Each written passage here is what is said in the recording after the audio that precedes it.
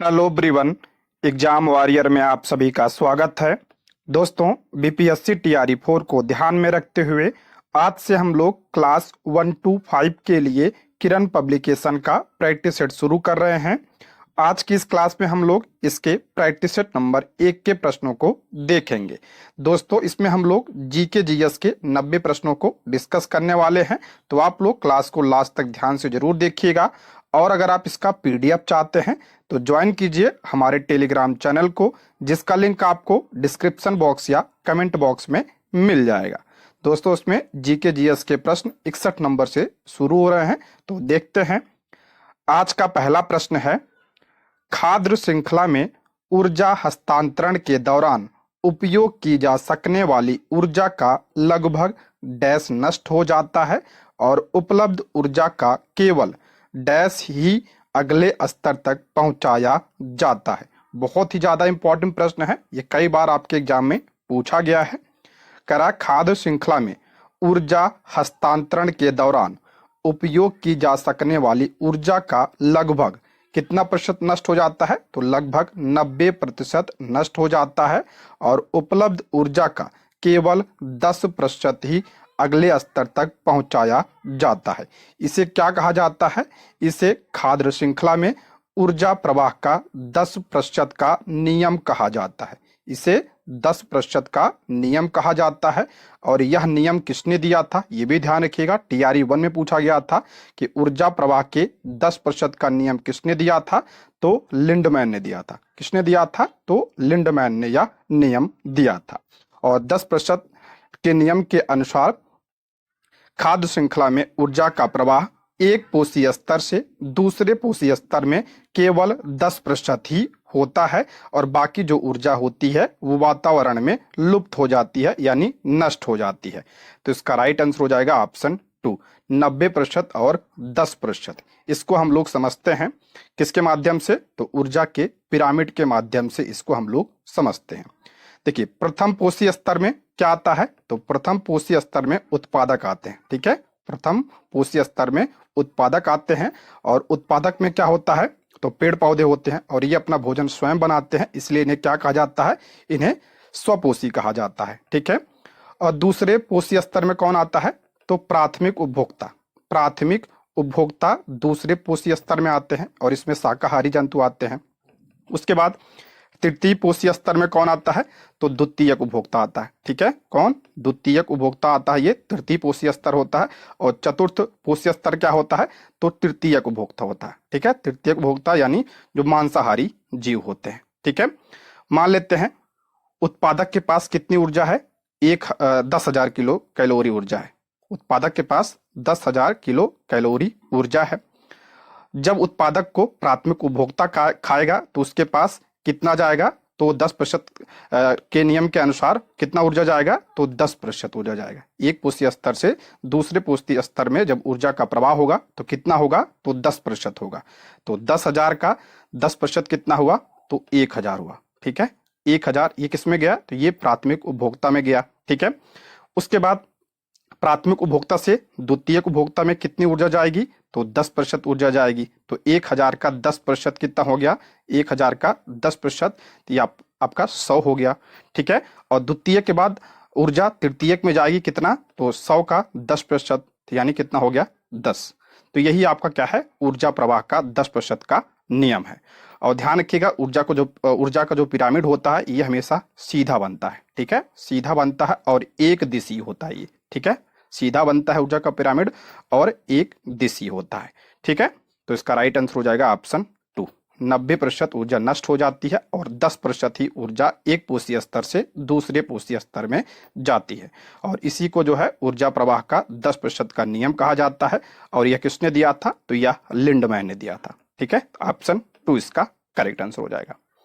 Next देखते हैं, एक पारितंत्र की खाद्य श्रृंखला में जीवों का अंतिम समूह जीवाणु और कवक है, जिन्हें क्या कहा जाता है? बहुत ज्यादा इंपॉर्टेंट प्रश्न है।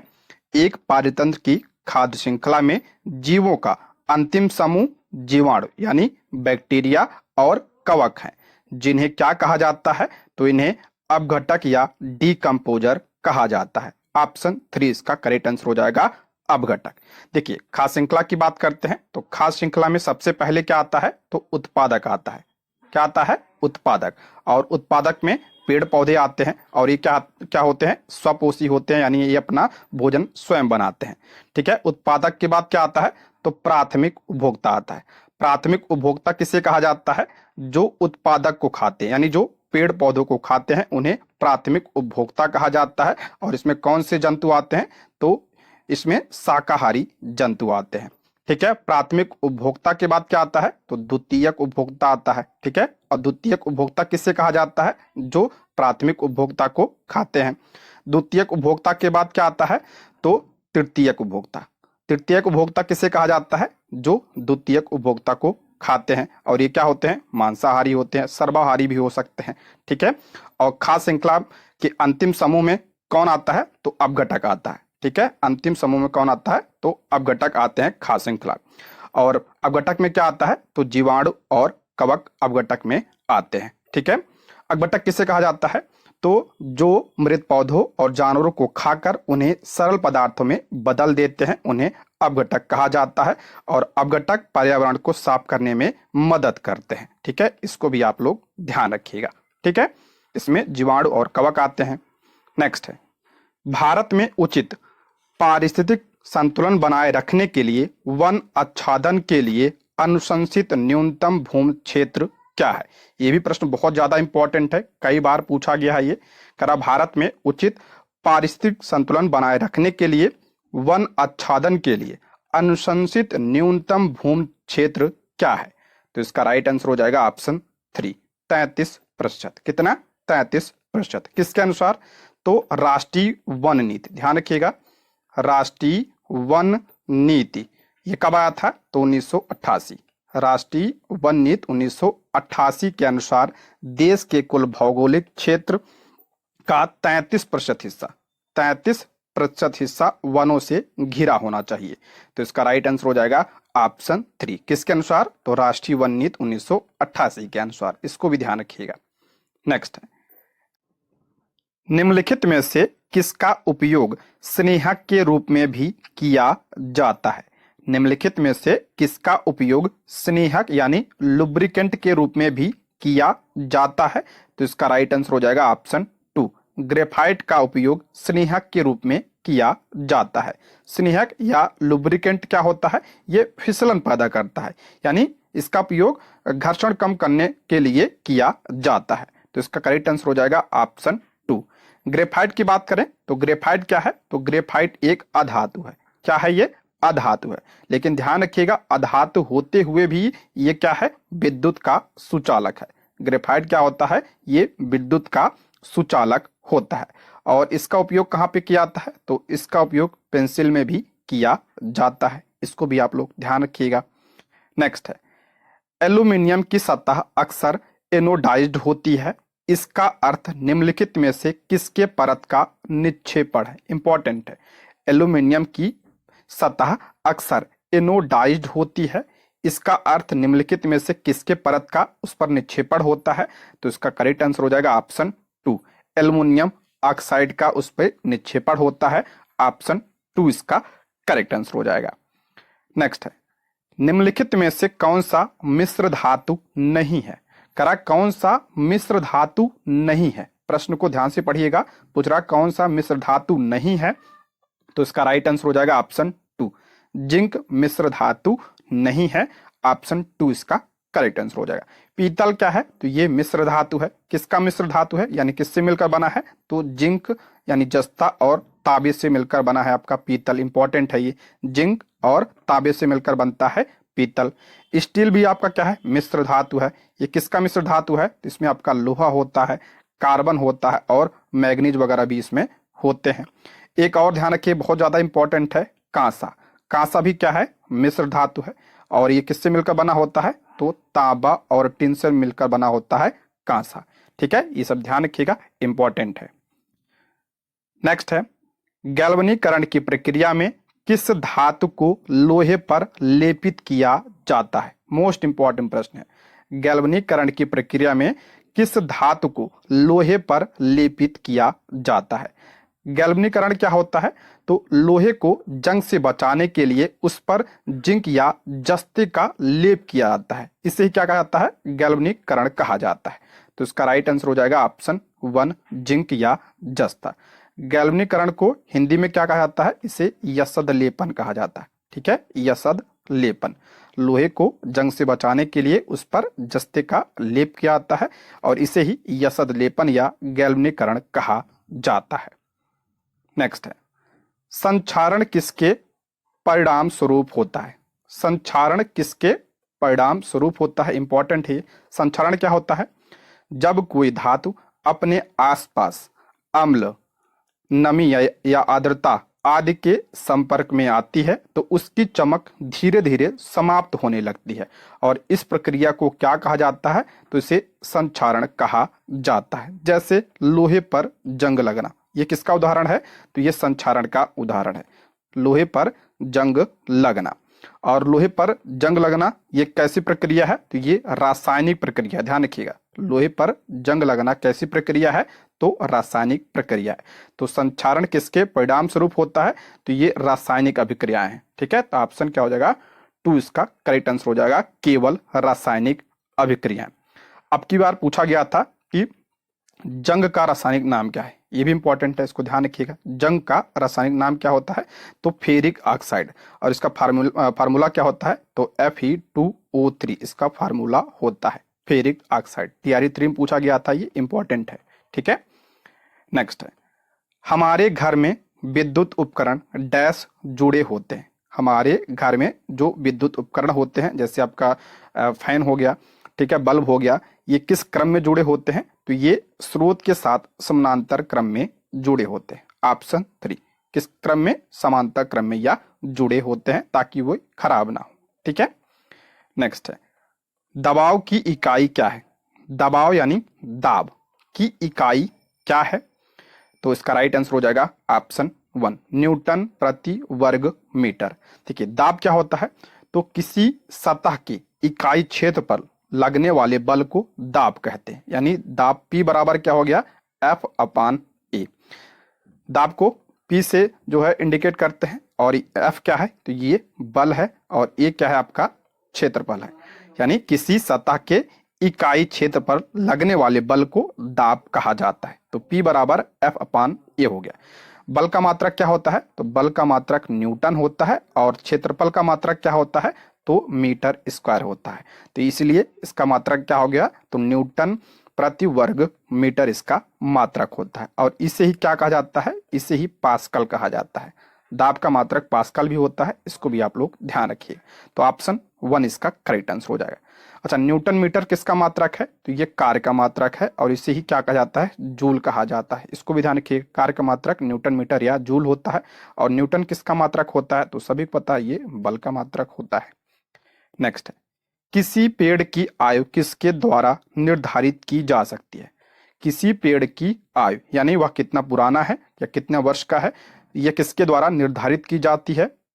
तो संकेंद्रित वलयों की संख्या की गणना करके यह निर्धारित किया जाता है। अगर आप पेड़ को काटेंगे तो उस पर कुछ इस प्रकार के वलय होते हैं और उसी के माध्यम से जो है उसकी आयु का पता लगाया जाता है। ठीक है, नेक्स्ट है, मानव शरीर में एल्वियोली गुब्बारे जैसी संरचनाएं होती हैं जो डैश के भीतर मौजूद होती हैं। एल्वियोली ये किसके अंदर मौजूद होती हैं? एल्वियोली तो ये फेफड़े के अंदर मौजूद होती हैं। ऑप्शन 1 इसका करेक्ट आंसर हो जाएगा, फेफड़ा। ठीक है, नेक्स्ट है, मेरा देश मेरा जीवन नामक पुस्तक के रचनाकार हैं। मेरा देश मेरा जीवन नामक पुस्तक किसका है? तो इसका करेक्ट आंसर हो जाएगा ऑप्शन 3, लाल कृष्ण आडवाणी की पुस्तक है मेरा देश मेरा जीवन। ऑप्शन 3 इसका करेक्ट आंसर हो जाएगा और ये जो है 2008 में प्रकाशित हुई थी। ठीक है, 2008 में यह प्रकाशित हुई थी। लाल कृष्ण आडवाणी की और पुस्तक की बात करते हैं तो इनका ध्यान रखिएगा, नजरबंद लोकतंत्र। नजरबंद लोकतंत्र भी इनकी पुस्तक है जो इन्होंने 1978 में लिखी थी। और एक पुस्तक और ध्यान रखिएगा, एक कैदी की स्क्रैप बुक। एक कैदी की स्क्रैप बुक भी इन्हीं की पुस्तक है। ठीक है, इसको भी आप लोग ध्यान रखिएगा। नेक्स्ट बढ़ते हैं। निम्नलिखित में से किस रेडियो आइसोटोप का उपयोग रक्त कैंसर या ल्यूकेमिया के उपचार में किया जाता है? कह रहा है किस रेडियो आइसोटोप का उपयोग रक्त कैंसर या जिसे ल्यूकेमिया कहा जाता है के उपचार में किया जाता है? तो इसका करेक्ट आंसर हो जाएगा ऑप्शन 3, कोबाल्ट 60 का प्रयोग जो है किसमें किया जाता है? तो रक्त कैंसर के उपचार में किया जाता है कोबाल्ट 60 का प्रयोग। ऑप्शन 3 इसका करेक्ट आंसर हो जाएगा। आयोडीन 131 ये क्या है? ये सब समस्थानिक हैं, ठीक है। आयोडीन 131 का प्रयोग किसमें किया जाता है? तो इसका प्रयोग जो है थायराइड ग्रंथि के कैंसर के उपचार में किया जाता है। थायराइड ग्रंथि में अगर कैंसर होता है तो उसमें जो है आयोडीन 131 का प्रयोग किया जाता है। और सोडियम 24 का प्रयोग किस में किया जाता है? तो इसका उपयोग रक्त अध्ययन के लिए किया जाता है। इसको भी आप लोग ध्यान रखिएगा, ठीक है। नेक्स्ट है, निम्नलिखित में से कौन सा पौधों के लिए आवश्यक सूक्ष्म पोषक तत्व नहीं है? देखिए ध्यान से पढ़िए प्रश्न को। करा निम्नलिखित में से कौन सा पौधों के लिए आवश्यक सूक्ष्म पोषक तत्व नहीं है? तो इसमें कौन सा नहीं है? तो सोडियम नहीं है। ऑप्शन 3 इसका करेक्ट आंसर हो जाएगा। पौधों के लिए आवश्यक सूक्ष्म पोषक तत्व कौन कौन से होते हैं? तो बोरान हो गया, जिंक हो गया, तांबा हो गया, ठीक है, लोहा, मैग्नीज, निकिल, ये सब जो है आवश्यक होते हैं पौधों के लिए। तो ऑप्शन 3 इसका करेक्ट आंसर हो जाएगा। नेक्स्ट है, नीचे वायु से जुड़े कुछ कथन दिए गए हैं, इन्हें पढ़िए और दिए गए कूट की सहायता से सही उत्तर का चयन कीजिए। वायु के बारे में कुछ कथन दिया है, उसमें से सही उत्तर का चयन करना है, ठीक है। पहला इसमें गतिशील पवन वायु कहलाती है।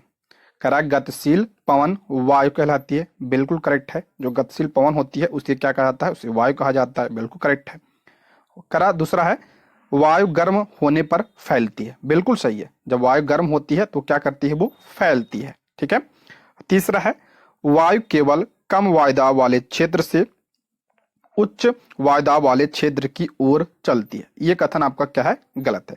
वायु ध्यान रखिएगा हमेशा जो है हाई प्रेशर से लो प्रेशर की ओर चलती है, ठीक है, यानी उच्च दाब से निम्न दाब की ओर या चलती है। तो इसका करेक्ट आंसर हो जाएगा, इसमें आपका पहला सही है, दूसरा सही है, ए और बी सही है, सी आपका क्या है? गलत है। तो किस में दिया है? तो ए और बी, ऑप्शन 1 इसका करेक्ट आंसर हो जाएगा, ठीक है, ऑप्शन 1। दोस्तों यदि आप हमारे चैनल पर नए हैं तो प्लीज चैनल को सब्सक्राइब करें, और अगर आपको क्लास पसंद आती है तो लाइक, शेयर और कमेंट भी करें, ठीक है। और कोई सुझाव भी हो तो आप लोग कमेंट बॉक्स में जरूर बताइएगा, ठीक है। नेक्स्ट बढ़ते हैं। घटपर्डी जिसे पिचर प्लांट कहा जाता है विषम पोषी क्यों होते हैं? मोस्ट इंपॉर्टेंट प्रश्न है, आपकी बार पूछा गया था इसके बारे में। घटपर्डी या पिचर प्लांट विषम पोषी क्यों होते हैं? पहला है उनकी पत्तियों में क्लोरोफिल नहीं होता है, ये गलत है। देखिए घटपर्डी में क्लोरोफिल होता है, ये ध्यान रखिएगा। ये स्वपोषी भी होते हैं, घटपर्डी पौधे ये स्वपोषी और विषमपोषी दोनों होते हैं, क्योंकि इसमें क्लोरोफिल पाया जाता है और ये अपना भोजन बनाते हैं, ठीक है। तो ये आपका गलत है। उन्हें सूर्य की रोशनी नहीं मिलती है, ये भी आपका क्या है? गलत है।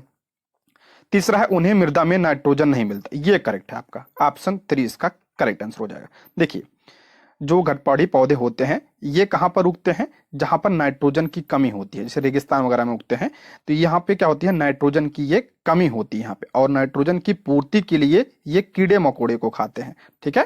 कीड़े मकोड़ों को ये खाते हैं नाइट्रोजन की पूर्ति के लिए, और इसीलिए इन्हें विषमपोषी कहा जाता है। तो इसका राइट आंसर हो जाएगा ऑप्शन 3 इसका करेक्ट आंसर हो जाएगा, ऑप्शन 3। ये स्वपोषी भी होते हैं क्योंकि इसमें क्लोरोफिल पाया जाता है, ये ध्यान रखिएगा। स्वपोषी भी होते हैं और ये विषमपोषी होते हैं। विषमपोषी इसमें पूछ रहा क्यों होते हैं? क्योंकि वो उनके अंदर नाइट्रोजन की कमी होती है और नाइट्रोजन की पूर्ति के लिए कीड़े मकोड़ों को खाते हैं, इसलिए विषमपोषी कहलाते हैं। तो ऑप्शन 3 इसका करेक्ट आंसर हो जाएगा। आपकी बात पूछा गया था ये जो घटपर्डी है ये किस में आते हैं? तो ये उत्पादक की श्रेणी में आते हैं, ध्यान रखिएगा, उत्पादक की श्रेणी में या आते हैं। नेक्स्ट है चांगपा के बारे में निम्नलिखित में से कौन सा कथन असत्य है? चांगपा एक क्या है? जनजाति है, इसमें पूछ रहा है उसके बारे में कौन सा कथन असत्य है। पहला है चांगपा घुमंतु लोग होते हैं, यानी ये घुमक्कड़ होते हैं, इधर उधर घूमते रहते हैं, ये आपका क्या है? बिल्कुल करेक्ट है ये। दूसरा है बकरियां ही इनकी सबसे बड़ी पूंजी होती हैं, बिल्कुल सही है, ये बकरियों को चराते हैं, यह भी आपका क्या है? करेक्ट है। यह हमेशा एक जगह पर टिक कर रहने वाली जनजाति नहीं, ये एक जगह टिक कर नहीं, ये घूमते रहते हैं। तो ये आपका यही आपका क्या है, गलत है। तो ऑप्शन 3 इसका करेक्ट आंसर हो जाएगा। और ये बेसिकली चांगथो जाति कहाँ पाई जाती है, तो ये लद्दाख तिब्बत वगैरह में यह पाई जाती है। ठीक है, नेक्स्ट है, बिहार राज्य की सीमा किस देश की सीमा से जुड़ी है? बिहार राज्य की सीमा किस देश पूछ रहे हैं यहाँ पे, किस देश की सीमा से जुड़ी है? तो ध्यान रखिएगा, मात्र एक देश कौन सा है, तो नेपाल के साथ जुड़ा है। बिहार राज्य की सीमा किसके साथ जुड़ी है, नेपाल के साथ। तो नेपाल ऑप्शन में नहीं है, तो ऑप्शन 5 उपयुक्त में से कोई नहीं। देखिए, जो बिहार राज्य है, बिहार राज्य जो है उत्तर में किससे जुड़ा है, उत्तर में नेपाल से जुड़ा है। और पूरब में किससे जुड़ा है, तो पूरब में पश्चिम बंगाल से जुड़ा है। और दक्षिण में किससे जुड़ा है, तो झारखंड से सीमा साझा करता है, ये झारखंड से। और पश्चिम में किससे सीमा साझा करता है, तो उत्तर प्रदेश से यह सीमा साझा करता है। 3 राज्य कौन कौन से, उत्तर प्रदेश, पश्चिम बंगाल और झारखंड से सीमा साझा करता है। और एक देश नेपाल के साथ बिहार राज्य की सीमा लगती है। तो इसका राइट आंसर हो जाएगा 5। नेक्स्ट है, विशाखापत्तनम में 3 फरवरी 2024 को भारत के पहले सर्वेक्षण पोत को भारतीय नौसेना में शामिल किया गया। इस पोत का नाम क्या है? विशाखापत्तनम में 3 फरवरी 2024 को भारत के पहले सर्वेक्षण पोत को भारतीय नौसेना में शामिल किया गया। इस पोत का नाम क्या है? तो इसका करेक्ट आंसर हो जाएगा ऑप्शन 2 INS संधायक। इसका नाम है ऑप्शन 2, इसका करेक्ट आंसर हो जाएगा INS संधायक। और इसका निर्माण कहाँ पे किया गया, ये भी ध्यान रखिएगा। तो इसका निर्माण garden rich ship builders and engineers, जो कि कोलकाता में है, उसके द्वारा इसका निर्माण किया गया है। ठीक है, नेक्स्ट है, स्वतंत्र भारत के पहले और अंतिम भारतीय गवर्नर जनरल कौन थे? मोस्ट इंपॉर्टेंट है। देखिए, कह रहा स्वतंत्र भारत के पहले भारतीय और अंतिम भारतीय गवर्नर जनरल कौन थे? तो इसका राइट आंसर हो जाएगा चक्रवर्ती राजगोपालाचारी। ऑप्शन 3 इसका करेक्ट आंसर हो जाएगा चक्रवर्ती राजगोपालाचारी। देखिए, इसमें कुछ पॉइंट को ध्यान रखिएगा, इंपॉर्टेंट है। सबसे पहले हम बात करते हैं बंगाल के गवर्नर। बंगाल के गवर्नर की बात कर रहा हूं मैं, गवर्नर जनरल नहीं। बंगाल का गवर्नर कौन था? तो लॉर्ड क्लाइव क्या था, बंगाल का गवर्नर था। ध्यान से सुनिएगा इसको। अच्छा, बंगाल का गवर्नर जनरल पूछे, अभी हम बंगाल की बात कर रहे हैं। बंगाल का पहला गवर्नर जनरल कौन था? तो वारेन हेस्टिंग था। कौन था? वारेन हेस्टिंग बंगाल का पहला गवर्नर जनरल था। अब ये तो बंगाल की बात हुई, अब भारत की बात करते हैं। तो भारत का पहला गवर्नर जनरल कौन था? भारत का पहला governor general Lord William Bentinck था। कौन था? Lord William Bentinck. ध्यान से सुनिएगा। और भारत का पहला वायसराय, अगर पूछा जाए भारत का पहला वायसराय कौन था, तो भारत का पहला वायसराय लॉर्ड कैनिंग था। ठीक है, लॉर्ड कैनिंग भारत का पहला वायसराय था। अगर पूछा जाए कि स्वतंत्र भारत का पहला गवर्नर जनरल कौन था स्वतंत्र भारत का, तो लॉर्ड माउंटबेटन था। लॉर्ड माउंटबेटन ये स्वतंत्र भारत का पहला गवर्नर जनरल था। ठीक है, और ये अंतिम क्या थे? ब्रिटिश थे, अंतिम ब्रिटिश गवर्नर जनरल थे। और अगर पूछा जाए कि स्वतंत्र भारत के पहले और अंतिम भारतीय कौन थे, तो इसका राइट आंसर हो जाएगा सी मतलब चक्रवर्ती राजगोपालाचारी। तो इसका करेक्ट आंसर हो जाएगा ऑप्शन 3 इसका करेक्ट आंसर हो जाएगा। ठीक है, ये सब ध्यान रखिए, बहुत ही ज्यादा इंपॉर्टेंट है। ठीक है, नेक्स्ट है, वह नेता जिसे जेल से रिहा होने के बाद भारतीय राष्ट्रीय कांग्रेस के गया सत्र 1922 में इस संस्था का अध्यक्ष चुना गया। करा वह नेता जिसे जेल से रिहा होने के बाद भारतीय राष्ट्रीय कांग्रेस के गया सत्र कब हुआ था? 1922 में हुआ था। इस संस्था का अध्यक्ष चुना गया, यानी कांग्रेस का अध्यक्ष चुना गया। तो इसका राइट आंसर हो जाएगा ऑप्शन 3 CR दास, यानी चित्तरंजन दास को। ठीक है, इन्हें जो है 1921 में गिरफ्तार कर 6 महीने की सजा सुनाई गई। और ये जब जेल से रिहा हुए तो 1922 में जो कांग्रेस का गया अधिवेशन हुआ उसकी अध्यक्षता इन्होंने की। ठीक है, ऑप्शन 3 इसका करेक्ट आंसर हो जाएगा। और CR दास ध्यान रखिएगा, इन्होंने 1923 में स्वराज पार्टी की भी स्थापना की थी। किसके साथ मिलकर? तो मोतीलाल नेहरू के साथ मिलकर इन्होंने 1923 में स्वराज पार्टी की भी स्थापना की थी। और CR दास को ध्यान रखिएगा, इन्हें देश बंधु के नाम से भी जाना जाता है। ठीक है, देश बंधु। नेक्स्ट बढ़ते हैं, खरपतवार के बारे में सही कथन का चयन कीजिए। खरपतवार के बारे में दिया है पहला, इसमें खरपतवार बिना बोए अपने आप ही खेतों में उगाते हैं। बिल्कुल करेक्ट है। जो खरपतवार होते हैं यानी घास फूस जो होते हैं ये खेत में बिना बोए अपने आप उगाते हैं, करेक्ट है। दूसरा है खरपतवार को खेत से निकालना जरूरी होता है, बिल्कुल करेक्ट है, खेत से निकालना जरूरी होता है। तीसरा है खरपतवार फसल के लिए दिए गए खाद पानी का उपयोग कर फसल की उपज कम कर देते हैं, ये भी आपका करेक्ट है। चौथा है खरपतवार फसलों की उपज को प्रभावित नहीं करते हैं, नहीं प्रभावित करते हैं, तो ये आपका डी गलत है। आपका पहला, दूसरा और तीसरा सही है, ए बी सी इसमें करेक्ट है। तो इसका राइट आंसर हो जाएगा ऑप्शन 3, इसका करेक्ट आंसर हो जाएगा ए बी सी। ठीक है, नेक्स्ट बढ़ते हैं। अगर आपको आपके कपड़ों ने आग पकड़ ली है तो सुरक्षा की दृष्टि से इनमें से क्या सही नहीं है। कह रहा है यदि आपके कपड़ों में आग पकड़ ली है तो सुरक्षा की दृष्टि से कौन सा कथन इसमें सही नहीं है। पहला है आप जहां हैं वहां रुक जाइए, ये तो कथन सही है। अगर आपको आग पकड़ती है तो आप जहां पे हैं वहीं पे खड़ा हो जाइए, ठीक है, भागिए मत इधर उधर, ये आपका कथन सही है। दूसरा अपने हाथ से अपना चेहरा ढक कर लुढ़किए, ये भी आपका करेक्ट है, और अपने हाथ से अपने चेहरे को ढक लीजिए और लुढ़किए, ठीक है। तीसरा है चारों तरफ दौड़ना शुरू कर दीजिए, नहीं दौड़ना नहीं है, तो इसका राइट आंसर हो जाएगा। इसमें पूछ रहा कौन सही नहीं है, तो ऑप्शन 3 इसका करेक्ट आंसर हो। दौड़ना नहीं चाहिए, एक स्थान पर खड़ा हो जाना चाहिए, ठीक है। नेक्स्ट है राज्य द्वारा संचालित स्कूल किस लिए हैं। करा जो राज्य के द्वारा स्कूल चलाए जाते हैं वो किस लिए हैं। कूट की मदद से सही उत्तर का चयन कीजिए। देखते हैं, इसमें पहला है ताकि सभी बच्चों को पढ़ने लिखने का अवसर मिले, बिल्कुल करेक्ट है। सरकारी स्कूल इसलिए बनाए जाते हैं ताकि सभी बच्चे जो है पढ़े लिखें, ठीक है, उन्हें पहला सही है। दूसरा है ताकि सिर्फ कुछ समुदायों के लोगों को ही पढ़ने लिखने का अवसर मिल, नहीं ये गलत है, कुछ को नहीं सभी को, ठीक है। तीसरा ताकि सिर्फ गरीबी रेखा के नीचे जीवन निर्वाह करने वाले परिवारों के बच्चों को अच्छी शिक्षा मिले, नहीं सबके लिए खोला गया है ये। और चौथा ताकि सभी को एक दूसरे से कुछ ना कुछ सीखने का अवसर मिले, बिल्कुल करेक्ट है, ठीक है, ये इसलिए खोले गए हैं ताकि एक दूसरे से कुछ ना कुछ सीखने का अवसर मिले। तो आपका ए सही है और डी सही है, तो ए और डी किस में है, तो ऑप्शन 3 इसका करेक्ट आंसर हो जाएगा, ए और डी। नेक्स्ट है वह भारतीय देशभक्त जिसकी जेल में भूख हड़ताल के कारण मृत्यु हो गई। कह रहा वह भारतीय देशभक्त जिसकी जेल में भूख हड़ताल के कारण मृत्यु हो गई थी, उनका नाम क्या था, तो जतिन दास। ऑप्शन 3 इसका करेक्ट आंसर हो जाएगा जतिन दास। जतिन दास ध्यान रखिएगा, इन्होंने 13 जुलाई 1929 को इन्होंने हड़ताल शुरू की थी और 63 दिन के हड़ताल के बाद इनकी मृत्यु कब हुई, तो इनकी मृत्यु जो है 13 सितंबर 1929 को इनकी मृत्यु हो गई थी, ठीक है। तो ऑप्शन 3 इसका करेक्ट आंसर हो जाएगा। नेक्स्ट है बिहार के प्रथम मुख्यमंत्री कौन थे। बिहार के पहले मुख्यमंत्री कौन थे, तो ऑप्शन 2 श्री कृष्ण सिंह बिहार के क्या थे, पहले मुख्यमंत्री थे, और इन्हें बिहार केसरी के नाम से जाना जाता है। इन्हें जो है बिहार केसरी के नाम से भी जाना जाता है। और श्री कृष्ण सिंह 1946 से लेकर 1961 तक ये बिहार के क्या थे, मुख्यमंत्री थे।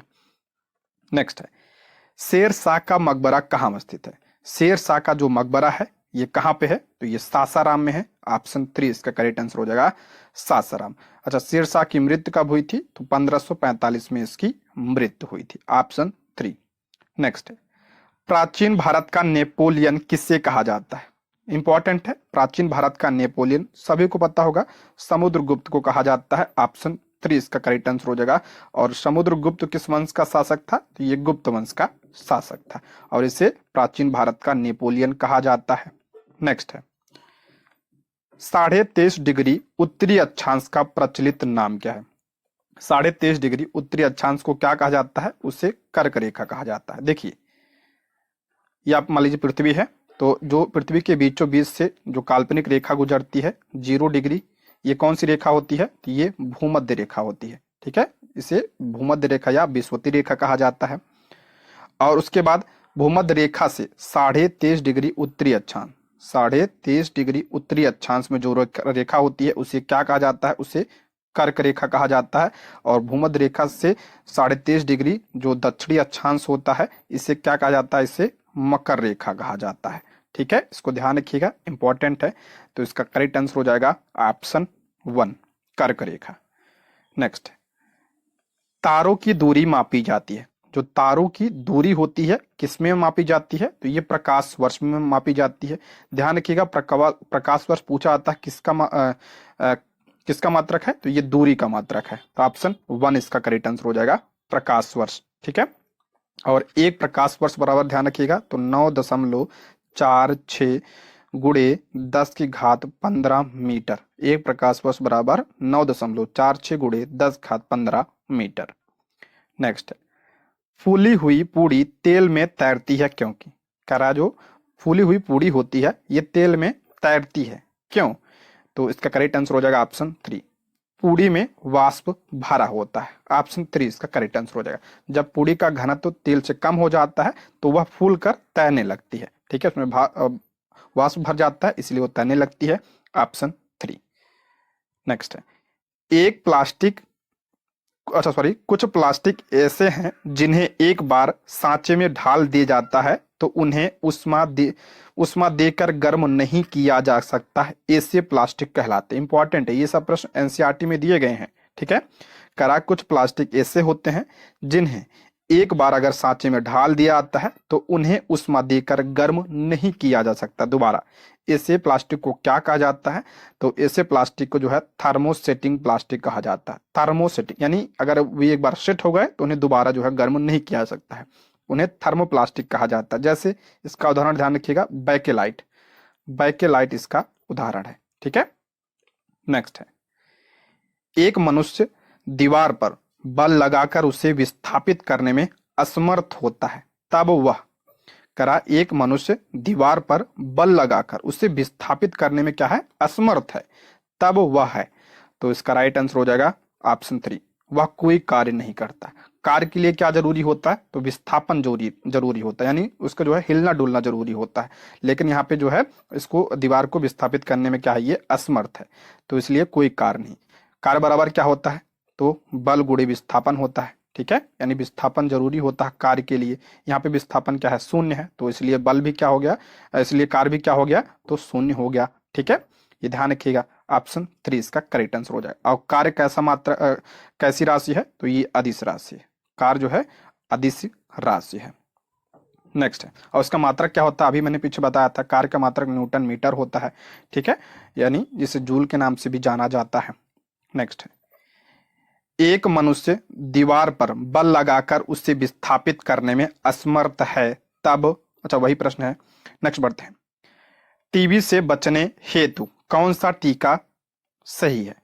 टीबी से बचने के लिए करा कौन सा टीका सही है, तो टीबी से बचने के लिए कौन सा टीका, तो इसका राइट आंसर हो जाएगा ऑप्शन 2, बीसीजी का टीका।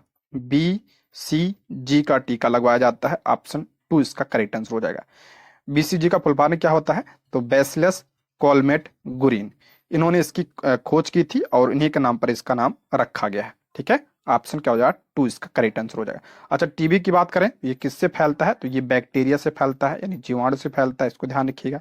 और टीबी को क्या कहा जाता है, इसे क्षय रोग कहा जाता है। ठीक है, इसे ही क्षय रोग कहा जाता है, इसे तपेदिक कहा जाता है, इसे यक्षमा भी कहा जाता है। तो ये आप लोग ध्यान रखिएगा। ठीक है, और ये जो डीपीटी का टीका है, डीपीटी का टीका ये किसके लिए लगाया जाता है, तो ये डिप्थीरिया के लिए लगाया जाता है। ठीक है, किसके लिए, डिप्थीरिया के लिए। नेक्स्ट है, निम्नलिखित वक्तव्यों पर विचार कीजिए और कूट की सहायता से सही उत्तर का चयन कीजिए। कुछ इसमें कथन दिए हैं, उसके बाद पूछ रहा है इसमें कौन सा सही है। ठीक है, पहला है, सूक्ष्म जीवों द्वारा संदूषित भोजन से खाद्य विषाक्तन हो सकता है।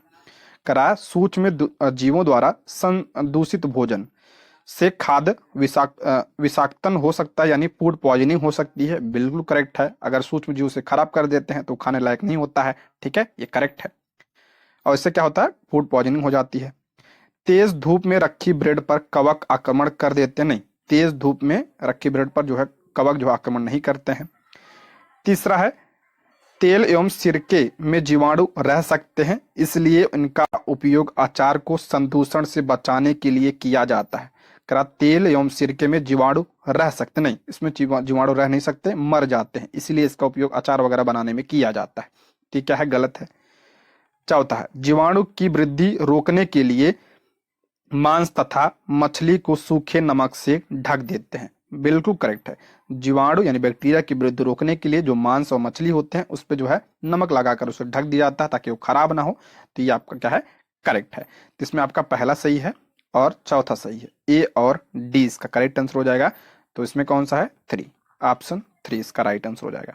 नेक्स्ट है बिश्नोई जनजाति भारत के किस राज्य में निवास करती है। बिश्नोई जनजाति आप सभी को पता होगा, काफी चर्चा में है। तो ऑप्शन क्या हो जाएगा, 3, राजस्थान में यह निवास करती है। ऑप्शन 3 इसका करेक्ट आंसर हो जाएगा। नेक्स्ट है भारत के किस राज्य में सर्वाधिक वर्षा होती है।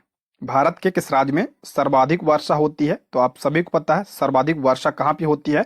तो मेघालय के मानसून राम में जो है सर्वाधिक वर्षा होती है। मानसून राम में सर्वाधिक वर्षा है होती है जो कि कहाँ पे है, मेघालय में। तो ऑप्शन में नहीं है, तो ऑप्शन 5 उपयुक्त में से कोई नहीं। ऑप्शन 5 इसका करेक्ट आंसर हो जाएगा। नेक्स्ट है निम्नलिखित में से मौसम की कौन सी स्थिति बैरोमीटर पढ़ने या पठन में अचानक गिरावट से संकेतित है। तो इसका राइट आंसर हो जाएगा ऑप्शन 1, तूफानी मौसम। देखिए बैरोमीटर से क्या नापा जाता है, तो इससे वायु दाब को मापा जाता है। वायु दाब को मापा जाता है बैरोमीटर से। यदि बैरोमीटर में अचानक से गिरावट आती है तो मौसम कैसा होगा, तूफानी होगा। ठीक है। यदि धीरे धीरे अगर गिरावट आती है, उसमें धीरे धीरे गिरावट, तो किसका संकेत होता है, तो बारिश का संकेत होता है। यदि बैरोमीटर धीरे धीरे ऊपर जा रहा है, धीरे धीरे ऊपर, तो मौसम कैसा होगा, तो मौसम साफ होगा। ठीक है। अचानक गिरावट तूफानी मौसम, धीरे धीरे गिरावट बारिश, और धीरे धीरे ऊपर जब उठता है तो मौसम साफ। ठीक है। नेक्स्ट है निम्नलिखित कथनों पर विचार कीजिए और नीचे दिए गए कूट की सहायता से सही उत्तर का चयन कीजिए। देखते हैं इसमें पहला है जब एक ही किस्म के पौधे किसी स्थान पर बड़े पैमाने पर उगाए जाते हैं तो इसे फसल कहा जाता है। बिल्कुल सही है।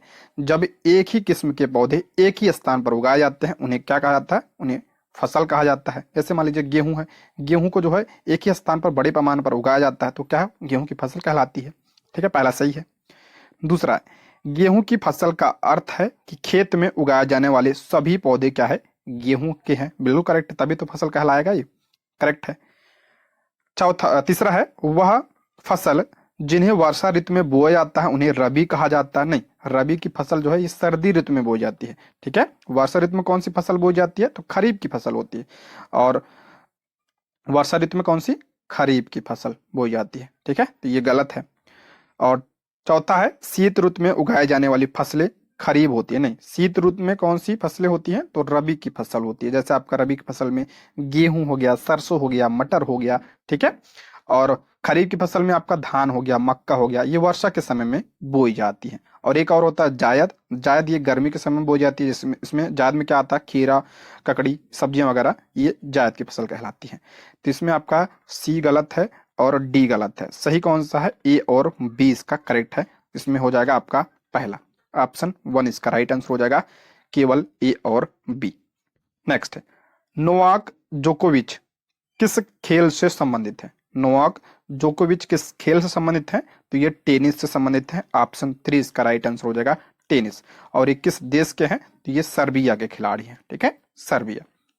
नेक्स्ट है घेघा रोग में व्यक्ति के डैश पर सूजन आ जाती है। सभी को पता है घेघा रोग में कहाँ पे सूजन आती है, तो गर्दन में। ऑप्शन क्या हो जाएगा, 3 इसका करेक्ट आंसर हो जाएगा। और घेघा रोग किसकी कमी से होता है, तो आयोडीन की कमी से यह होता है। ठीक है। नेक्स्ट है किस शहर में लिंगराज मंदिर स्थित है। लिंगराज मंदिर ये कहाँ पे है, तो भुवनेश्वर उड़ीसा में है। ऑप्शन 1 भुवनेश्वर।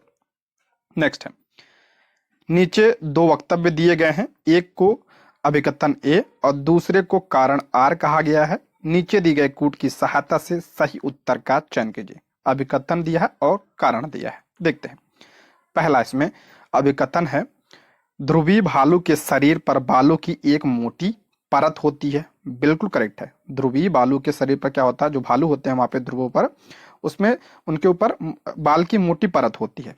कारण दिया है ध्रुवीय भालू के बाल उन्हें कड़ाके की ठंड से बचाते हैं। वहां पे क्या होता है, बहुत ज्यादा ठंड पड़ती है और जो बाल होते हैं उनके, उन्हें ठंड से बचाते हैं। ये भी करेक्ट है, ये भी करेक्ट है। ऑप्शन 1 इसका राइट आंसर। दोनों सही है और जो है ये सही व्याख्या भी कर रहा है, ठीक है। नेक्स्ट है, किसी ठोस पदार्थ के सीधे वाष्प में बदलने की प्रक्रिया क्या कहलाती है? इंपॉर्टेंट है, आपके एग्जाम में पूछा गया प्रश्न है ये। किसी ठोस पदार्थ के सीधे वाष्प में बदलने की प्रक्रिया को क्या कहा जाता है? इसे ऊर्ध्वपातन या उदातीकरण या सब्लिमेशन कहा जाता है। उदातीकरण भी, ऊर्ध्वपातन और सब्लिमेशन तीनों नाम ध्यान रखिएगा, ठीक है। ऑप्शन 3 इसका करेक्ट आंसर हो जाएगा, उदातीकरण। ऊर्ध्वपातन के उदाहरण ध्यान रखिएगा, कपूर हो गया आपका, ठीक है। कपूर हो गया, शुष्क बर्फ, ये अक्सर पूछा जाता है। कपूर हो गया, शुष्क बर्फ हो गया, और नेप्थलीन, ठीक है। नेप्थलीन ये जो है ऊर्ध्वपातन के उदाहरण है। या क्या क्या होता है इसमें, तो ये ठोस से डायरेक्ट गैस में बदल जाते हैं। नेक्स्ट है, नॉर्मन नॉर्मन अनरेस्ट बोरलॉग, जिन्हें भारत में हरित क्रांति का जनक माना जाता है, किस देश से संबंधित है? देखिए, इन्हें भारत में हरित क्रांति का जनक नहीं कहा जाता है, इन्हें विश्व में हरित क्रांति का जनक माना जाता है, ये ध्यान रखिएगा। विश्व में हरित क्रांति का जनक किसे माना जाता है? तो नॉर्मन अनरेस्ट बोरलॉग को कहा जाता है। और ये किस देश से संबंधित है? तो ये संयुक्त राज्य अमेरिका से संबंधित है। ऑप्शन 1 इसका करेक्ट आंसर हो जाएगा। अच्छा, भारत में हरित क्रांति का जनक किसे कहा जाता है? तो MS स्वामीनाथन को कहा जाता है, ठीक है। MS स्वामीनाथन को भारत में हरित क्रांति का जनक कहा जाता है। और इन्हें 2024 में क्या मिला है? इन्हें 2024 में भारत रत्न भी दिया गया है, इसको भी ध्यान रखिएगा।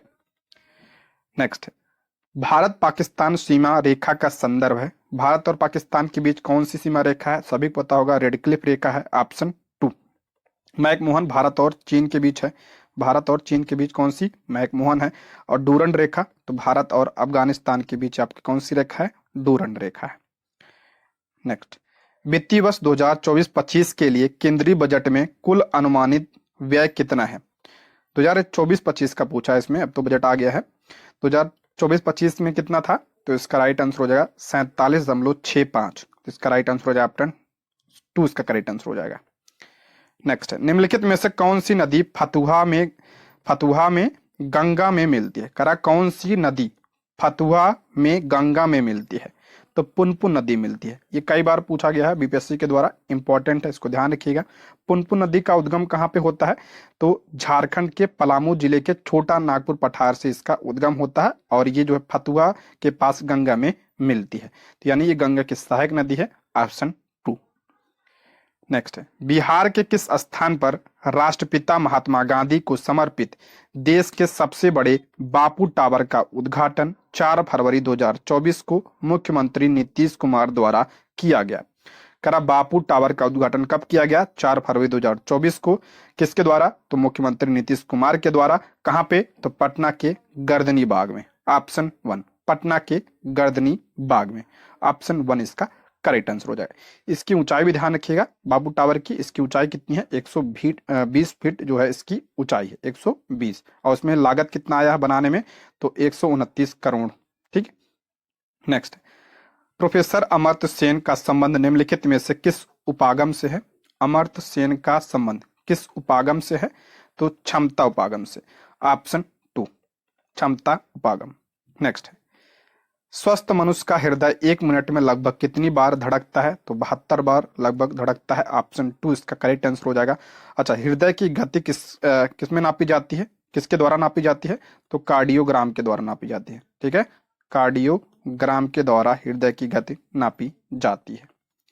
नेक्स्ट है, तड़ित संचालक ऊंचे भवनों को बचाता है।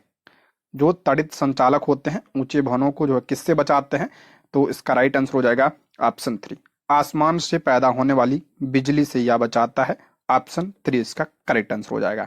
आपने देखा होगा ऊंचे भवनों पर कुछ जो है छड़ लगाया जाता है, ठीक है। और किस लिए लगाया जाता है? तो आसमान से जो बिजली चमकती है उससे बचने के लिए इससे लगाया जाता है, ऑप्शन 3 इसका करेक्ट आंसर हो जाए। इसे तड़ित संचालन कहा जाता है, संचालक कहा जाता है।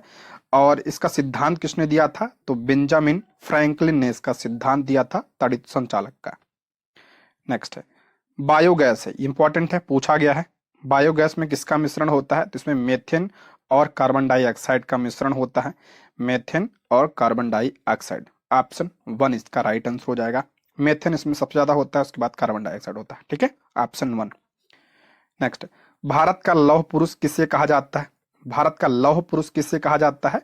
तो सरदार वल्लभ भाई पटेल को कहा जाता है। ऑप्शन 3 इसका करेक्ट आंसर हो जाएगा। और ये स्वतंत्र भारत के पहले क्या थे? गृह मंत्री भी थे, ये भी ध्यान रखिएगा। इनकी प्रतिमा बनाई गई है गुजरात में, कौन सी? Statue of unity. और इन्हें भारत का बिस्मार्क भी कहा जाता है। ठीक है, इन्हें भारत का बिस्मार्क भी कहा जाता है। नेक्स्ट है, किसी राज्य के राज्यपाल की नियुक्ति किसके द्वारा की जाती है? देखिए, राज्यपाल की नियुक्ति पूछा इसमें, किसके द्वारा की जाती है?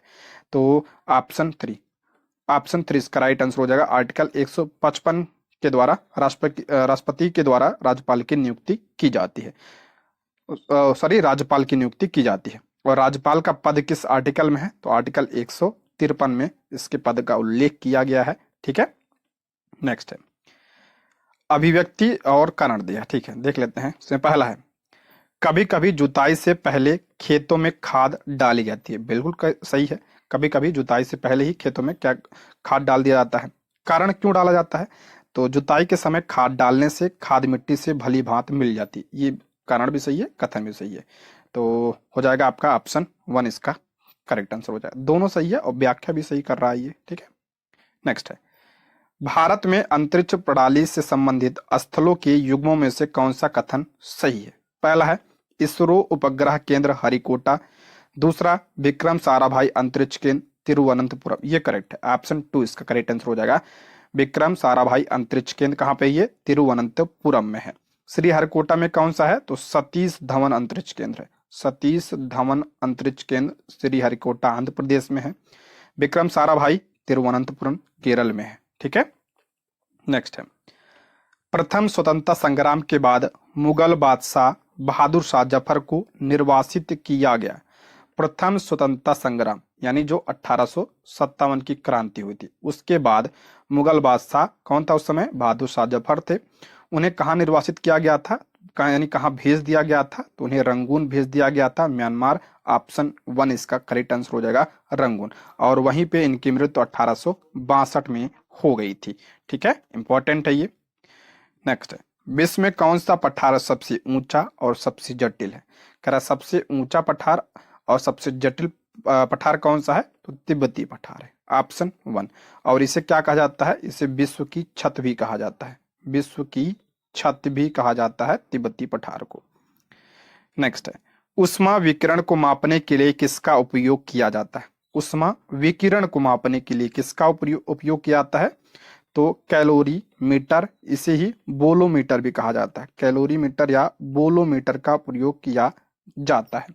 ठीक है, ऑप्शन 3। अच्छा, अल्टीमीटर का उपयोग किसमें किया जाता है? तो समुद्र तल से ऊंचाई मापने में इसका प्रयोग किया जाता है, अल्टीमीटर का। आइडियोमीटर से क्या नापा जाता है? तो ध्वनि की तीव्रता मापी जाती है आइडियोमीटर से। ये सब ध्यान रखिएगा, इंपॉर्टेंट है। नेक्स्ट है, सामान्यतः चींटियां एक सीधी रेखा में गमन करती हैं, इसका कारण क्या? आपने देखा होगा जो चींटी होती है वो सीधी रेखा में गमन करती हैं यानी चलती हैं। तो इसका कारण क्या होता है? कि वो एक प्रकार की गंध छोड़ती हैं। ऑप्शन 2 इसका राइट आंसर हो जाएगा, गंध के कारण। नेक्स्ट है, भारत के सबसे बड़े किले का नाम बताइए। सबसे बड़ा किला कौन सा है भारत में? तो चित्तौड़गढ़ किला। ऑप्शन 3 इसका राइट आंसर हो जाएगा, राजस्थान में है। और कहा जाता है इसका निर्माण कहाँ पे मतलब कब हुआ था? तो मौर्य वंश के शासकों द्वारा इसका निर्माण किया गया था। इसे पानी का किला भी कहा जाता है। 124 है, सिजगी क्या है? इंपॉर्टेंट है ये। सिजगी, इसे युत व्युति भी कहा जाता है, युत व्युति। ठीक है, या सिजगी। ये कब होता है? तो जब सूर्य, पृथ्वी तथा चंद्रमा एक ही रेखा में आ जाते हैं, एक सीधी रेखा में आते हैं। जब सूर्य, पृथ्वी और चंद्रमा एक सीधी रेखा में आ जाते हैं, इस स्थिति को क्या कहा जाता है? सिजगी कहा जाता है। और इसी समय जो है चंद्र ग्रहण और सूर्य ग्रहण भी होता है। ऑप्शन 1 इसका करेक्ट आंसर हो जाएगा। नेक्स्ट है, निम्नलिखित में से कौन सा संविधान संशोधन यह कहता है कि ग्राम पंचायत में 1/3 सीटें महिलाओं के लिए आरक्षित होनी चाहिए? इंपॉर्टेंट है, करा कौन सा संविधान संशोधन यह कहता है कि ग्राम पंचायत में 1/3 जो सीटें हैं वो महिलाओं के लिए आरक्षित होनी चाहिए। ये किसमें कहा गया था कि संविधान संशोधन? तो 73वें संविधान संशोधन में यह कहा गया था। तो ऑप्शन में नहीं है, तो ऑप्शन 5 उपयुक्त में से कोई नहीं। देखिए, 73वां संविधान संशोधन के द्वारा क्या किया गया था? तो पंचायती राज व्यवस्था को पंचायती राज व्यवस्था को संवैधानिक दर्जा दिया गया था। ये ध्यान रखिएगा, 73वां संविधान संशोधन ये आया कब था, तो 1992 में यह आया था। ठीक है, 73वां संविधान संशोधन के माध्यम से पंचायती राज व्यवस्था को संवैधानिक दर्जा प्रदान किया गया था। और ये जो अधिनियम था ये लागू कब हुआ था, ये भी ध्यान रखिएगा, 24 अप्रैल 1993 को यह लागू हुआ। और इसलिए 24 अप्रैल को कौन सा दिवस मनाया जाता है, तो पंचायती राज दिवस मनाया जाता है। ये भी ध्यान रखें, 24 अप्रैल को पंचायती राज दिवस मनाया जाता है। ठीक है, और पंचायती राज व्यवस्था ये किस भाग में है, तो ये संविधान के भाग 9 में है। ठीक है, और किस अनुसूची में है, तो 11वीं अनुसूची में है। और 11वीं अनुसूची में कितनी विषय हैं, तो 29 विषय हैं। ये सब ध्यान रखिएगा। नेक्स्ट है, निम्नलिखित में से कौन से महासागर पनामा नहर से जुड़े हुए हैं। करा कौन सा महासागर जो है ये पनामा नहर से जुड़े हुए हैं, तो पनामा नहर अटलांटिक महासागर को प्रशांत महासागर से जोड़ता है। ऑप्शन 2, अटलांटिक को प्रशांत महासागर से। नेक्स्ट है, किस अंग्रेज ने पहली बार भागवत गीता का अंग्रेजी में अनुवाद किया था। किस अंग्रेज ने पहली बार भगवत गीता का जो है अंग्रेजी में अनुवाद किया था, तो ध्यान रखिएगा 1784 में किसने किया था, तो चार्ल्स विल्किंसन ने किया था। ऑप्शन 2 इसका करेक्ट आंसर हो जाएगा। ठीक, नेक्स्ट है, निम्नलिखित में से किस भारतीय शासक ने आधुनिक तर्ज पर विदेशों में अपना दूतावास खोला था। करा किस भारतीय शासक ने आधुनिक तर्ज पर विदेशों में अपना दूतावास खोला था, तो टीपू सुल्तान खोला था। ध्यान रखिए कौन, टीपू सुल्तान। टीपू सुल्तान जो है 1750 से लेकर 1799 तक ये मैसूर का शासक था। ठीक है, नेक्स्ट, मधुबनी चित्रकला के बारे में कुछ वक्तव्य दिए गए हैं, इनमें से सही कथनों का चयन कीजिए। मधुबनी चित्रकला के बारे में दिया है, पहला है यह बिहार की प्रसिद्ध चित्रकला है, बिल्कुल करेक्ट है। मधुबनी जो है ये बिहार की प्रसिद्ध चित्रकला है, बिल्कुल सही है। दूसरा है, इस चित्रकला को बनाने में पिसे हुए चावल एवं रंगों का प्रयोग किया जाता है, बिल्कुल सही है। इसमें जो है पिसे हुए चावल और रंगों का प्रयोग किया जाता है, करेक्ट है। इस चित्रकला की विषय वस्तु केवल पुरुषों पर केंद्रित है, नहीं पुरुषों पर नहीं, महिलाओं पर, ये गलत है। इस चित्रकला को बनाने में केवल पुरुष ही होते हैं, ये भी आपका क्या है, गलत है। तो इसमें आपका ए और बी सही है, तो इसका करेक्ट आंसर हो जाएगा पहला, ए और बी। नेक्स्ट है, संविधान के किस अनुच्छेद के अंतर्गत प्रत्येक राज्य अपनी मातृभाषा का प्रसार एवं अनुदेश प्राथमिक शिक्षा में लागू कर सकता है। इंपॉर्टेंट है, करा संविधान के किस अनुच्छेद के अंतर्गत प्रत्येक राज्य अपनी मातृभाषा का प्रसार एवं अनुदेश प्राथमिक शिक्षा में लागू कर सकता है। इंपॉर्टेंट है, पूछा गया प्रश्न है ये, तो इसका राइट आंसर हो जाएगा आर्टिकल 350 आर्टिकल 350 ए। नेक्स्ट है, कथन दिया है 2, देखते हैं उसके बारे में। पहला है कथन, पहला है निम्न दाब पर कार्बन डाइऑक्साइड द्रव के रूप में सिलेंडर में भरी जा सकती है। देखिए निम्न दाब पर नहीं, हाई प्रेशर से भरा जाता है। ठीक है, हाई प्रेशर से, तो ये कथन आपका क्या है, गलत है, हाई प्रेशर होगा यहाँ पे। दूसरा, सिलेंडर से छोड़े जाने पर CO2 यानी कार्बन डाइऑक्साइड बहुत अधिक फैलती है और ठंडी हो जाती है, ये कथन आपका करेक्ट है। ठीक है, हाई प्रेशर से सिलेंडर में भरा जाता है और जब सिलेंडर से छोड़ा जाता है तो ये बहुत अधिक फैलती है और ठंडी हो जाती है, तो आपका कथन पहला गलत है और दूसरा क्या है आपका सही है। कथन पहला गलत किसमें दिया है, अपन दूसरा सही, ऑप्शन 3 इसका करेक्ट आंसर हो जाएगा। नेक्स्ट है, मिलान करना है यहाँ पे, देखिए एनीमोमीटर, एनीमोमीटर का प्रयोग किसमें किया जाता है, तो ये हवा का वेग मापा जाता है इससे। सिस्मोग्राफ सभी को पता है, भूकंप मापा जाता है इससे। हाइग्रोमीटर, हाइग्रोमीटर से ध्यान रखिएगा आर्द्रता। ठीक है, हाइग्रोमीटर से आर्द्रता। एक होता है आपका हाइड्रोमीटर, ये दोनों ध्यान रखिएगा, पूछा गया है ये। हाइड्रोमीटर से क्या नापा जाता है, तो ये आपका घनत्व मापा जाता है, द्रव का घनत्व मापा जाता है, हाइड्रो घनत्व मापा जाता है। और हाइग्रोमीटर से आर्द्रता नापी जाती है, और बैरोग्राफ या बैरोमीटर से दाब मापा जाता है। ठीक है, ध्यान रखिएगा, इंपॉर्टेंट है ये। नेक्स्ट है, ब्लीचिंग पाउडर होता है, करा ब्लीचिंग पाउडर क्या होता है, तो इसमें आपका कैल्शियम क्लोराइड, कैल्शियम हाइपोक्लोराइड तथा बुझे हुए चूने का मिश्रण होता है। ऑप्शन 2 इसका करेक्ट आंसर हो जाएगा। इसका फार्मूला क्या होता है, CaOCl2 का होल ट्वाइस इसका फार्मूला होता है, CaOCl2 का होल ट्वाइस। ऑप्शन 2 इसका करेक्ट आंसर हो जाएगा। ठीक है, नेक्स्ट है प्रेशर कुकर भोजन के पकने के समय को कम कर देता है क्योंकि प्रेशर कुकर जो होता है इसमें भोजन बनाने में क्या करता भोजन बनाने में कम समय लगता है। तो ये क्या करता है, क्यों कम समय लगता है? तो ऑप्शन 1, कुकर के भीतर क्वथनांक बढ़ जाता है, यानी उसके क्वथनांक को ये बढ़ा देता है और इसलिए खाना जो है जल्दी पक जाता है। ऑप्शन 1 इसका राइट आंसर हो जाएगा। नेक्स्ट है क्रिकेटर गेंद को पकड़ते समय अपने हाथ को नीचा करते हैं, यह उन्हें किस कारण से चोट से बचाता है? क्रिकेटर गेंद को पकड़ते समय अपना हाथ क्या करते हैं, थोड़ा पीछे कर लेते हैं, तो उन्हें इससे चोट कम लगती है। तो ऐसा क्यों? तो इसका करेक्ट आंसर हो जाएगा ऑप्शन 2, संवेग संरक्षण के कारण। ऑप्शन 2 इसका राइट आंसर हो जाएगा, संवेग संरक्षण के कारण। नेक्स्ट, बिहार में तेल शोधक कारखाना कहाँ है? बिहार में तेल शोधक कारखाना कहाँ पे है? इंपॉर्टेंट है ये। तो ये बरौनी में है, ऑप्शन 3। और बरौनी है कहाँ? तो बेगूसराय में। ये भी पूछा गया आपके एग्जाम में कि बरौनी कहाँ पे है, तो ये बेगूसराय में है। अच्छा, ये तो बिहार का हो गया। भारत का पहला तेल शोधक कारखाना कहाँ पे खोला गया था? तो डिगबोई असम में खोला गया था। कब? 1901 में। इसको भी ध्यान रखिएगा। नेक्स्ट है डेनमार्क की रानी ने 52 साल बाद राजगद्दी छोड़ दी, रानी का नाम क्या है? तो इनका नाम था आपका मार्गरेट दुत्ती। ऑप्शन 3 इसका राइट आंसर हो जाएगा, मार्गरेट दुत्ती। नेक्स्ट, मलेरिया के मच्छर दिन के समय काटते हैं। जो मलेरिया के मच्छर होता है करा दिन के समय दिन के किस समय काटते हैं? तो ध्यान रखिएगा, ये 7 बजे से लेकर 5 बजे। ऑप्शन 1, शाम 7 बजे से सुबह 5 बजे तक ये काटते हैं। ऑप्शन 1 इसका करेक्ट आंसर हो जाए। अच्छा, जो मलेरिया होता है किससे फैलता है? तो ये प्रोटोजोआ यानी परजीवी से फैलता है। प्रोटोजोआ से यह फैलता है, इंपॉर्टेंट है ये। ठीक है, इसका वाहक क्या होता है मलेरिया का? तो मादा एनाफ्लीज। मादा एनाफ्लीज मच्छर जो है इसका वाहक होता है। इसको भी आप लोग ध्यान रखिएगा, इंपॉर्टेंट है ये। अगला, पानी के अंदर ध्वनि तरंगों को मापने के लिए उपयोग की जाने वाले उपकरण का नाम बताइए। पानी के अंदर जो ध्वनि तरंगे होते हैं उसको किसके द्वारा मापा जाता है? तो इसका राइट आंसर हो जाएगा हाइड्रोफोन के द्वारा इसे नापा जाता है, पानी के अंदर ध्वनि तरंगों को मापने के लिए। नेक्स्ट है पीसा की झुकी हुई मीनार यानी लीनिंग टावर आप पीसा क्यों नहीं गिरती है? पीसा की जो झुकी हुई मीनार है ये क्यों नहीं गिरती है?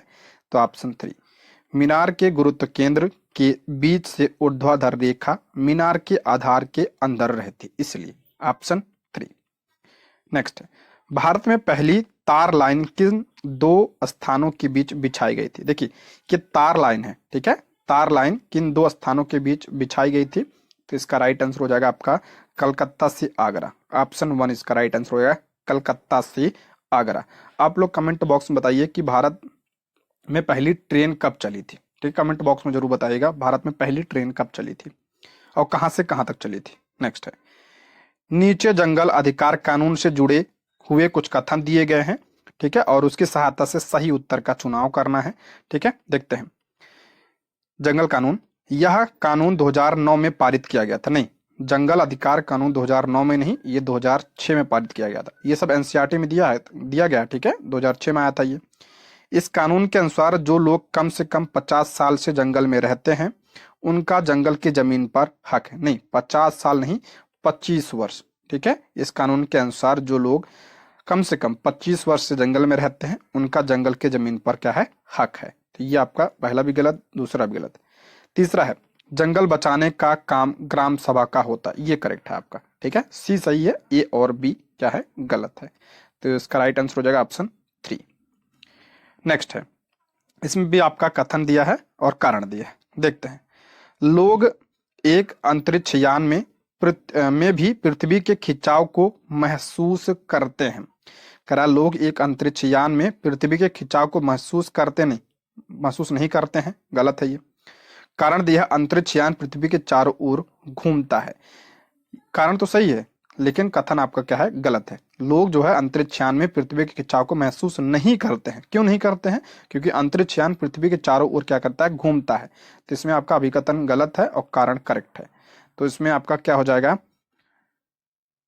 ए गलत, आर सही। ए गलत, आर सही, ऑप्शन 3।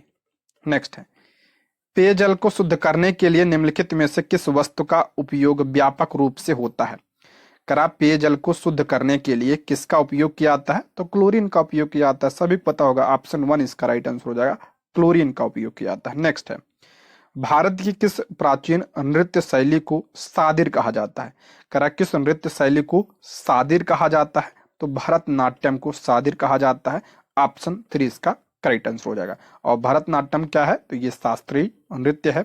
भारत में कुल कितने शास्त्रीय नृत्य हैं? तो भारत में कुल 8 शास्त्रीय नृत्य हैं। कौन कौन से? तो पहला तो आ गया आप भरतनाट्यम। भरतनाट्यम कहाँ का है? तो ये तमिलनाडु का है, ध्यान रखिएगा। भरतनाट्यम कहाँ का? तमिलनाडु। दूसरा आपका कथकली। कथकली कहाँ का है? तो ये आपका केरला का है, ठीक है, केरला का है कथकली। केरल का एक और है, ये भी ध्यान रखिएगा, मोहिनीअट्टम। मोहिनीअट्टम कहाँ का है? तो ये आपका, ये भी केरला का है।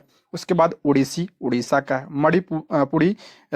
मणिपुर का है। एक आपका सत्रिया, बहुत ज्यादा इंपॉर्टेंट है। सत्रिया कहाँ का है? शास्त्रीय नृत्य है, तो ये असम का शास्त्रीय नृत्य है।